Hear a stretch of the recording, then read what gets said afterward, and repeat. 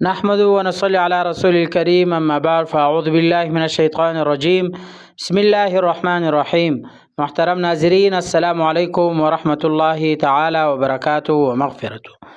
آج ہم بات کریں گے خواب میں پسینہ دیکھنے کے حوالے سے، اور ان کی مختلف صورتیں ہیں اور ان کی مختلف تعبیریں ہیں۔ مثلا خواب میں مریض اپنا پسینہ دیکھنا، اور اسی طرح خواب میں صحت مند تندرست اپنا پسینہ دیکھنا، اور اسی طرح خواب میں پسینہ بہانا ہوا دیکھنا یعنی بہتے ہوئے دیکھنا، اور اسی طرح خواب میں بغل کا پسینہ دیکھنا، اور اسی طرح خواب میں اپنے جسم کا پسینہ دیکھنا، اور ان کے ساتھ جو ریلیٹڈ ہے آج انشاءاللہ ہم اسی کو بیان کریں گے۔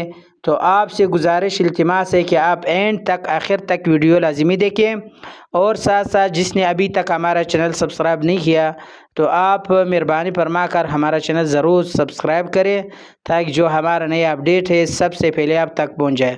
ضرور سبسکرائب کریں۔ اللہ تعالیٰ آپ کو خوش رکھے، آباد رکھے، سلامت رکھے۔ اللہ تعالیٰ تمہارے تمام کاموں میں آسانی فرما دے۔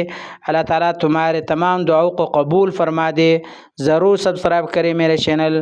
بہت بہت شکریہ، جزاکم اللہ خیرہ۔ چلتے ہیں ویڈیو کی طرف۔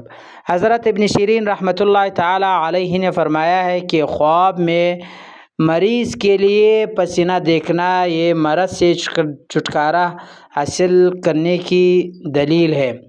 اگر صحت کی امید نہ ہو تو پھر یہ موت کی علامت ہے۔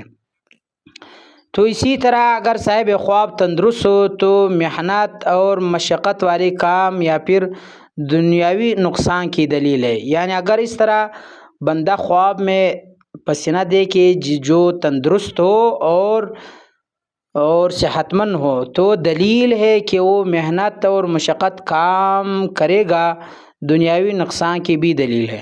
اور اسی طرح اگر کوئی دیکھے کہ اس کا پسینہ بہا ہے تو اس کی ضرورت مکمل ہوگی۔ اور اسی طرح خواب میں بغل کا پسینہ کی دیکھنا یہ وبا کی دلیل ہے عوام کے لیے۔ اگر کوئی خواب میں دیکھے کہ اس کا بغل سے پسینہ بہہ رہا ہے یا بہا رہا ہے تو یہ رعایا کے لیے وبا ہے، یعنی جو عوام ہے ان کے لیے کوئی وبا آنے والا ہے۔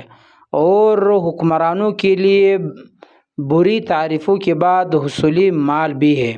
اسی طرح تاجر اور کاریگر کے لیے پسینہ مال بھی ہوتا ہے۔